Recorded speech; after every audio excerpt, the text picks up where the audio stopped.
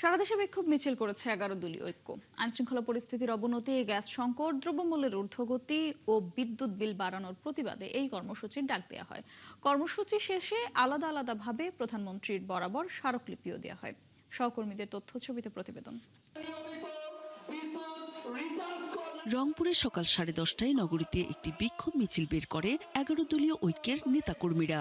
জনদুর্ভোগ কমাতে সরকারকে দ্রুত কার্যকর পদক্ষেপ নিতে হবে বলে দাবি জানিয়ে জেলা প্রশাসকের মাধ্যমে প্রধানমন্ত্রী বরাবর একটি স্মারকলিপি দেন তারা। এটা 11 দলীয় ঐক্যের চাওয়া নয়, এটা সারা বাংলাদেশের জনগণের চাওয়া।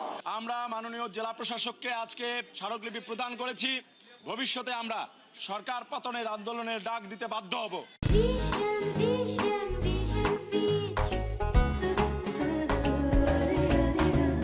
খুলনায় দুপুরে নগরীর শহীদ হাদিস পার্কে বিক্ষোভ সমাবেশ হয়। এ সময় বক্তারা বলেন, প্রতিদিন দরকারি জিনিসপত্রের দাম লাগামহীনভাবে বেড়ে যাওয়ায় দেশের মানুষ চরম দুর্ভোগে পড়েছে।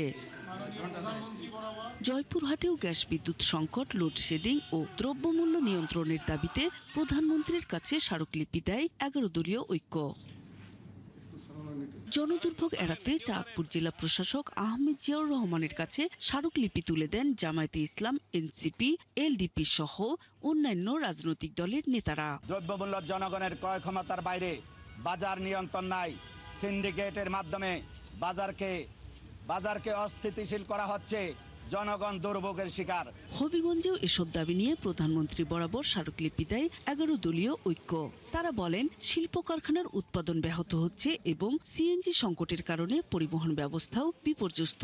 আজকের এই কর্মসূচি যদি পালন না হয়, পরবর্তীতে 11 দলের পক্ষ থেকে যে সমস্ত কর্মসূচি আসবে, আমরা সকল কর্মসূচি সেটা সফলভাবে বাস্তবায়ন করার চেষ্টা করবো ইনশাআল্লাহ। সিরাজগঞ্জেও গ্যাস ও বিদ্যুতের অযৌক্তিক মূল্য বৃদ্ধি, বিদ্যুতের ভুতুরে বিল প্রত্যাহারের দাবিতে প্রধানমন্ত্রী বরাবর স্মারকলিপি দেয় 11 দলীয় ঐক্য। নূর তাজমিন নীর, 71।